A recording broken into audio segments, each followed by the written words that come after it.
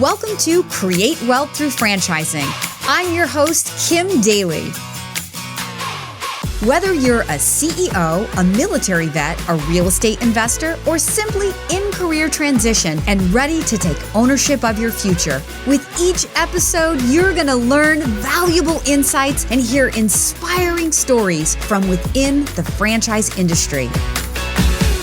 On that note, my guest stories are their own. And as a franchise consultant, I do not make personal brand endorsements or earnings claims, but I do educate, motivate, and inspire dreams. Now, on to the show. Welcome back to Kim Daly TV. Our special guests for you today, their names are Janice and Tim. They are with a company that every candidate I work with asks me for, mosquito and tick spraying. Woohoo! Janice and Tim, welcome to the studio of Kim Daly TV. Thank you, Kim. Thank you, Kim. Nice to be here. I'm excited to have you here. For those who follow me regularly, you might have heard from their fearless leader, Michael Morehouse. He's been a guest here on Kim Daly TV. Janice and Tim are franchisees of a company called Mosquito Shield, because everybody asked me for mosquitoes. Said no candidate ever. So on that note, let's dive in and have you tell the listeners of Kim Daly TV a little of your story. What were you doing? What was happening in your life? What transition point were you at when you started thinking maybe we want to own our own business? And why did you ultimately pick Mosquito Shield? So, Kim, it was not that we were thinking about it for a long time, but we got to a certain point where my company was relocating and Janice was working with a company that filed for bankruptcy. So we didn't want to relocate, and we were looking at, do we get other jobs? What do we do? And Janice asked me what I always call a very clarifying question, which was, hey, you've always talked about, starting a business. Do you want to do it, or do you want to look back years from now and wish you had done it? And the tough love question. Yeah. So, and at the time we had, our son was just entering, high school, and our daughter entering middle school, and college looming. So it wasn't an easy decision, but once we made it, we just moved forward together and started looking at what we were going to do. And that was 10 years ago. So what we did is we went to a franchise expo down in Virginia and had no thoughts really of pest control business, but ran into Michael Morehouse there at the show. Wait a second. Hold on. Janice, you had no thoughts of pest control? Because everybody I work with asks me for pest control. Go figure. Yes, that was not on our radar at all. So we're at the expo and we were looking at, a variety of businesses and saw Michael Morehouse, walked up and asked him a few questions. And the more we wandered the expo after that, the more we were liking the idea. To sort of preface that is Tim hates mosquitoes, but mosquitoes love Tim. So the notion of us enjoying our backyard without mosquitoes was certainly appealing to him. That's really, really good. And you know what? Those of you who follow me regularly have heard me say that when we consider investing in a franchise, it's not the what, but the who, right? The real advantage to partnering yourself with a franchisor is that you're going into business for yourself, but not by yourself. So we're always looking up at the people, the leadership. We look at their track record to say, okay, look what they've done to get to this moment. But what we're actually buying is the future. So we want to hear the vision of where they want this brand to grow. And we want to fall in love with that vision. And ultimately, when I'm working with a candidate and they're basically come to the conclusion that this is the brand, they're raising their hand to say, hey, I'm in love with your vision. I love you people. I want to be a part of what you're doing. I want to help you bring that vision to life by bringing it back to my hometown. And that's when people decide this is the company for me. So it sounds like you met Michael and it wasn't so much the pest control part, although that may serve a very practical purpose. But it was the people, it was him and his vision that he shared with you that started to inspire that story within? Well, Kim, it's absolutely right. And so we absolutely had to buy into the vision because they had just started franchising. So it started selling the month before. And so there were no existing operational franchises out there for Mosquito Shield. So we definitely had to buy into the vision and to the people behind it. And we also looked at it. We knew we didn't want to do certain things. We didn't want to do food. We didn't want to do certain types of franchises. We didn't want a retail storefront, things like that. And we were looking at it as hey, it's a lot more risk, but potentially a lot more reward where we could be involved from the ground floor as the franchise develops and grows. And that's really what it's turned out to be. We've been able to participate and influence all along the way. Hey, Daly Coach fans, if you're loving this episode, please do me a quick favor and leave me a 5-star rating and a short review. Your feedback fuels my growth and rankings and shows others that this podcast is valuable. Now, back to the show. That's amazing. So, not everybody's cut out to be a pioneer in franchising, because a lot of times people are like, well, why am I going to blaze the trail for them, right? Like, isn't that what I'm buying, this proven track record? But I spend a lot of time setting up with candidates that those who pioneer a brand usually have the biggest exit strategy moment, right? If you were building a brand to exit and you were part of lifting that brand to the moment where the world woke up and everybody wanted one, but there was no more territory available, that's when those pioneers who have the most established businesses and usually the best territories in a market, the people who come into the market first carve up the map, the best. Mm-hmm. And so then if you were looking for that exit strategy moment, you may have some big fat multiple to be able to offer because of supply and demand. And sometimes it's even your neighboring franchisees that came in after you who wanted the territory that you got that may be willing to pay you for what you've built. So congratulations on having the vision without any validation. Not everybody can do that. And now you said you've been in it for 10 years, and that's just amazing. Before we proceed from there, I want to go back because the story that you tell is also a very common story that I hear, right? Like corporate America has changed or is asking you to give up something that's important in your life, like where you live, right? Like, hey, if you're willing to relocate, you can keep your job. Well, if you have kids in school, they don't really like to move when they're in school, right? And exactly. Maybe you have family in the area, and that's a really tough spot to be in. And sometimes it's these moments that people come to where they realize how little control they have when they're employed by somebody else, right? So we think of the W-2 world as secure, I'm going to put it in air quotes, until we don't. Until we're forced to a fork in the road like you were. And then all of a sudden you're like, wow, like I've given you all of this. And now you're like, I only get to keep my job if I'm willing to move, And then Janice, was it your company that went bankrupt? Yeah. Yes. Right.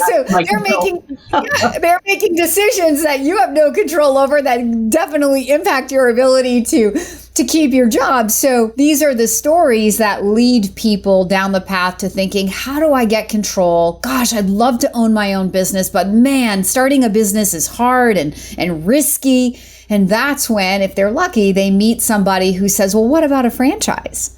And then hopefully they come to the path where they meet Kim Daly and I can help build a model and match opportunity to you. So I just wanted to bring that story full circle for the listeners out there, because this is a very, very common story in franchising. So not to say you're not special, Tim and Janice, because you are.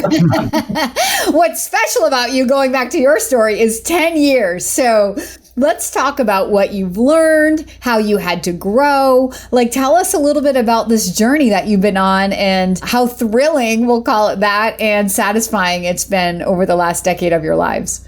Right. So like Tim mentioned, we knew coming in that there was no track record, a fact that the franchise consultant and attorney we were working with, when we told them we were doing this, made very, very clear to us. Yeah. But, we kept saying it's exciting. We're the third franchisee, just think how we can impact the system. And we both have business backgrounds. And so, we sort of felt that this was a good fit for us. So to that end, we've participated in most of the committees that Mosquito Shield has had over the past 10 years. In a variety of different ways in the system.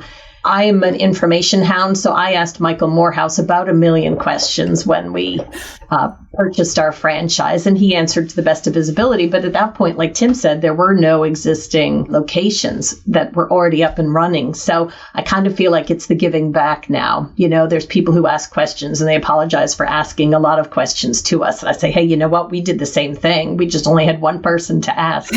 So now you have a whole franchise worth of people to ask. So we find that really rewarding, sharing our experience in the past and how it relates to what they're going through today. So let's clarify, when you say committees that you're participating on, many listeners may not understand what that means. So why don't you clarify? Yeah, so years ago we had a custom software. So I was on the software committee where we sort of implemented changes to that software system based on our use of it in the field. More recently, I have been on the franchise advisory committee with Mosquito Shield. So that's where a small group, 5 members, sort of help mentor and have meetings for smaller groups within the system. We've done a lot of more ad hoc type of assistance, testing products and testing new technology and things like that. And then more recently, I just started in January of this year as a success coach for Mosquito Shield. So I work with some of the newer franchisees in kind of passing along our expertise and hard-fought wisdom to them to try to help them with their businesses. Oh my gosh. So for those listeners out there who still may not be catching on, Kim Daly's going to make it point blank clear. What Janice is saying is she gives feedback to her franchisor based on experience out in the field that then the franchisor uses to keep improving, adapting, growing the franchise system, right? So pick your jaw up off the floor. For those of you who think that franchisors don't care about your success, they don't want your feedback, it is so wrong.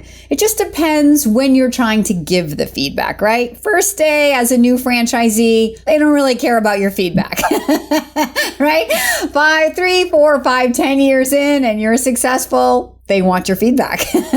So that's really great. Like nobody I think that I've ever interviewed has mentioned being on a franchise advisory committee. So that's something new, I think, to my followers. And some franchisors have. And again, it allows franchisees to come together to help to continue to adapt and grow the franchise system, because a business is a living, breathing, dynamic environment, right? When you look at a franchise, the day that you sign your franchise agreement, I always tell people, like, this is why, like, we're not going to use the earnings claim in an FDD as the end all be all, because that's a living, breathing environment. That those numbers were taken at one moment in time, but 6 months from now, 12 months from now, 3 years from now, those numbers could look very different, right? And that's the future that you're buying into. So we use these tools that we're given when we're trying to make a decision, just like that, as a tool that helps you get your arms around what you're doing, but not as like solid truth. In business, what I find, I have one truth and that's God, but in business, truth changes with my own experience and wisdom, right? Like it's an ever growing, changing environment. So franchisors have to be open to feedback if they want to keep relevant to pandemics, recessions, competition, everything as the business grows and changes. So that was awesome. So you've been in it now for 10 years. And I'm guessing that when you started a business like this, did you start with multiple territories and one truck? Or tell the followers a little bit about how you saw your future and then how that actually played out. And so, Kim, that's actually what we did. We started out with multiple territories. We essentially cover the sort of the bottom third of New Jersey. So it's a very large area. We started out with 0 customers, 1 van in the driveway of our home. And that's where we all started, and going out and working home shows and street fairs and talking to folks all through the area. And when we did that, our very first year, we made the decision that we weren't going to grow this business the way we wanted to and needed to with me out in the field working. So we immediately hired our first technician to actually perform the work while we focused on building the business. And so that was one thing that we sort of did as a very conscious decision in order to help us grow more rapidly. Yeah, that's a good intentional business decision.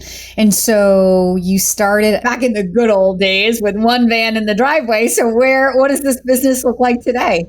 Yeah, so now we have our own facility located about 20 minutes from our home, 3,400 square feet. We have 12 service vehicles there, about 15 employees, and that's sort of what it looks like. And we're serving thousands of customers throughout the area. It's the good old American dream. That's so amazing and inspiring. So let's talk about the seasonality of this business, because when I present seasonal business, I do a little song and dance around the seasonality. So let's address it head on from people who are in a seasonal business. Like, what do you do in the off season? Do you enjoy having a business where you have some downtime?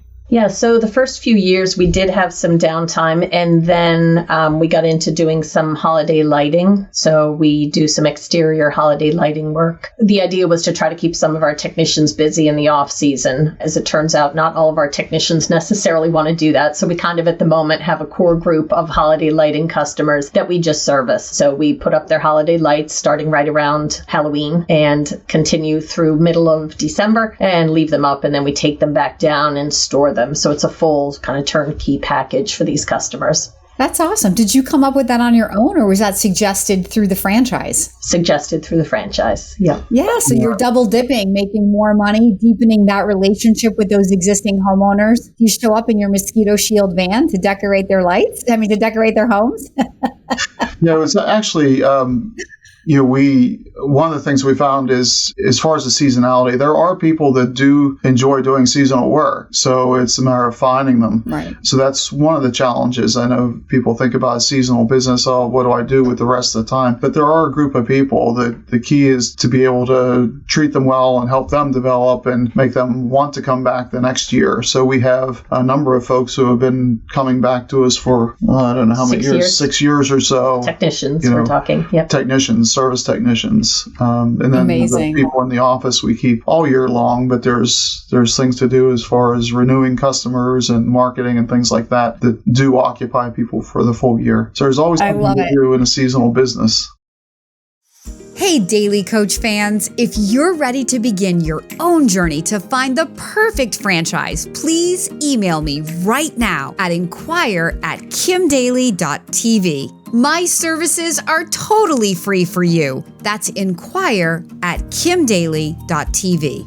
Now, back to the show. So it's not so seasonal after all, is what I'm hearing. You have a very big business with all these trucks and all these employees and thousands of customers. There's more going on than meets the eye. But for those people who do enjoy a little bit of downtime, I think you have less pressure in certain seasons that allows, like, families that say, like maybe you have family in India or you have family in another, in another state even, and you're just like, we just would like to travel without worry about our business. I think seasonal businesses kind of cater to that faster than other types of businesses because there is this downtime. So there's that. And I always, like I say, I do this little song and dance around, feeling people out around it and like, what else could you do? So it's fun to see that even within the franchise, even though it's not marketed that way, that there are other revenue streams that you can add on to these existing customers that already know, like, and trust you. So that's really fun. Okay. So for those people that are listening who are out there on the sidelines thinking, gosh, I'd love to own a business. Mosquito spraying doesn't sound too hard and it's sort of essential. People need it, right? I would say, like, before I even ask you the question, I would say this, like, the mosquito spraying business is the most almost no-brainer. The only other thing that I would say that I pay for that's even less no-brainer than mosquito spraying, and they kind of go together, is the people that come and scoop the dog poop in my backyard. Right? Like, since the year that I put in a pool, right? The landscaper, I said, hey, we're going to be swimming at night. What do we do about the bugs? And I got a referral. And then you're out there, and now the kids are throwing the basketball in the pool, and it's going in the grass, and they're like, oh, I stepped in the dog poop. And now you're like, I got to pick up the poop. So these are no-brainer services that are just highly reoccurring, right? I'm never going to stop paying for them. Mosquitoes are never going to stop coming, sadly, and ticks, here, because I know you spray for those as well. And I know the Mosquito Shield difference is very good compared to some other competitors out there because I've tried it. So I will say that as an endorsement, personal endorsement from Kim Daly to Michael Morehouse and the whole team at Mosquito Shield. But the question I have for you is for that person who's on the sideline, who's like, yes, it sounds good, but I'm super scared. I think most people are scared. I'm sure you were scared, right? Yeah. Everybody's scared. No matter how many businesses you've started, if this is the first time in this business, you have some level of fear. And for most people, they invest in a franchise. It's their first foray into business ownership. So it's an even bigger leap of faith, right? But the jump is not into the deep end of the pool it's dark and like cloudy water and you don't know what's underneath there. The jump off the diving board is into the safety net of the franchise. And that's what the 1 to 2 month investigation is all about, is learning about this safety net. How taut is it? Is it going to catch you? And are you going to bounce? And what about the other people who've already taken the leap? Are they happy? Are they swimming? Are they getting out and jumping off the diving board again? All of those questions.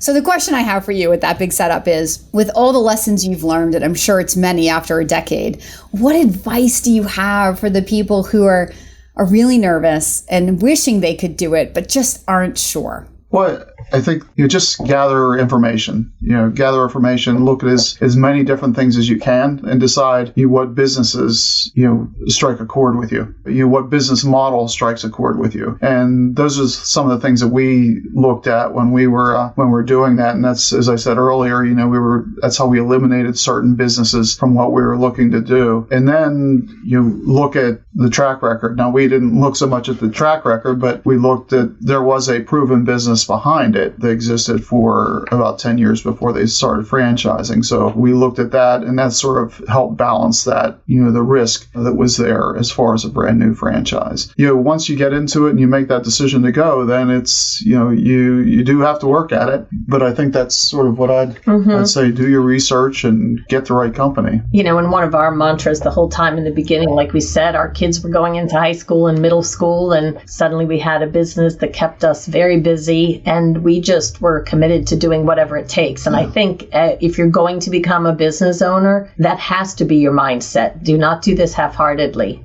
Just commit yourself to, hey, I'm going to make this work. And so I'm going to do whatever it takes. So that was ours. Like Tim said, we went to home shows on weekends. We had our kids at home shows with us on weekends. It was a family business, because this ultimately was what was going to be putting food on the table as we went forward when Tim's corporate job wound down. So, I think that's really important. Just do that gut check. If you're going to do this, do it, and do it to the best of your ability. And imagine the legacy that you've built for your children, whether you meant to or not, right? Just by the role models in terms of, daring to step out of the comfort zone of a paycheck and going on your own, and then bringing them to home shows and just showing them like what hard work and running a business really looks like. And I'm sure that the conversation around the dinner table changes from when you're a W-2 to when you're self-employed, right? And your weekends and what you do and what you call work changes. So all of those things add to that kind of legacy piece that we leave to our children when we dare to step and take the road less traveled, if you will. That's amazing.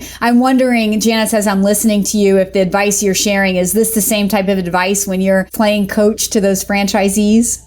Absolutely. We know from the beginning it's hard work, and we just know we were nose to the grindstone, and if one thing isn't working, shift gears and try something else. And one of the things about Mosquito Shield is that our territories are protected, so we don't encroach on each other's territories. You can't sell in someone else's territory. So really it's not just us, but everybody in the franchise system is very cooperative and helpful with one another. If you have a question that I don't know the answer to, there's someone in the franchise system who does. And we have communication networks, of course, so that you could ask questions of other people. And I find the franchisees are super helpful to one another, all looking to work towards, everybody's benefit and satisfaction with their business. Amazingly said, because when everybody works together, the brand equity grows, and that makes everybody's business more valuable, right? So this isn't a cooperative environment. Again, when you're investing in a franchise, it's about who, not what. And I think people who invest in Mosquito Shield know that better than anybody, because nobody ever woke up and said, oh yeah, my future is in pest control. So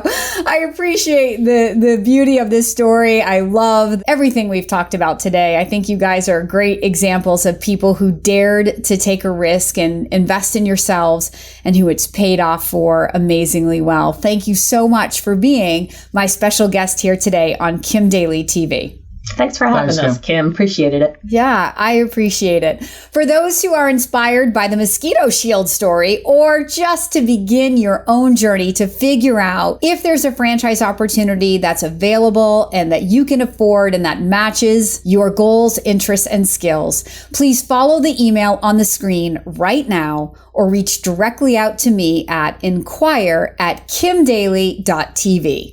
That's inquire@kimdaly.tv.